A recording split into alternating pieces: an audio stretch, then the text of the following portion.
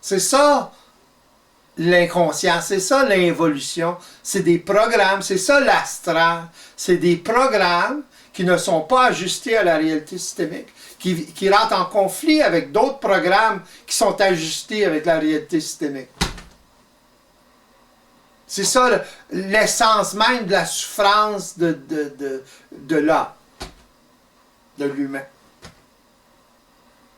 Constamment. Alors, il est temps que l'être humain s'éveille à tout ça. Oui, c'est ça. C'est comme une conscience qui a pris, qui connaît, qui a quelques connaissances et qui, avec ces connaissances, estime avoir suffisamment pour mettre en place une pédagogie, alors que non, quoi, c'est pas adapté. Mais c'est comme l'homme, c'est un apprenti sorcier. T'sais?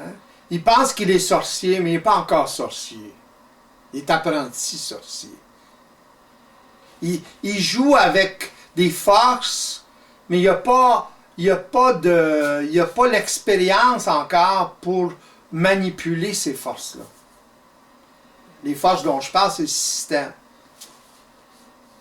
Il ignore ça. C'est pour ça qu'il vit ce qu'il vit. C'est pour ça qu'il construit une conscience qui est complètement en dehors de la traque, si vous voulez. C'est ça le problème.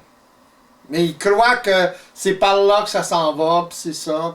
Mais il ne se rend pas compte qu'il est manipulé par tout ce mouvement-là depuis des millénaires.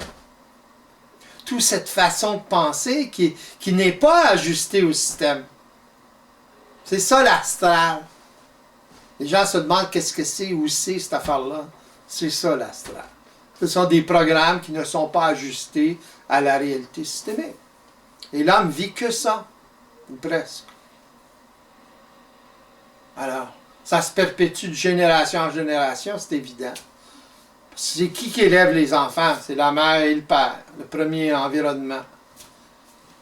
Si les parents ne sont pas ajustés à la réalité systémique, à ce moment-là, ils transfèrent leur conscience, inconsciemment, c'est évident, aux enfants, en leur imposant, en réagissant d'une certaine façon, etc. L'enfant, lui, il réagit. Comment il réagit? Bien, il se sent insécure, c'est évident. C'est comme s'il savait que les parents ne sont pas suffisamment intelligents.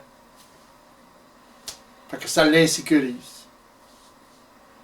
Ça l'insécurise de se faire rejeter, de se sentir abandonné par ses parents, finalement. C'est évident qu'il est insécure. L'enfant a besoin de son environnement, a besoin de ses parents. Pour lui, c'est une question de vie ou de mort. Il ne sait pas, il n'est pas conscient de ça, mais il sait.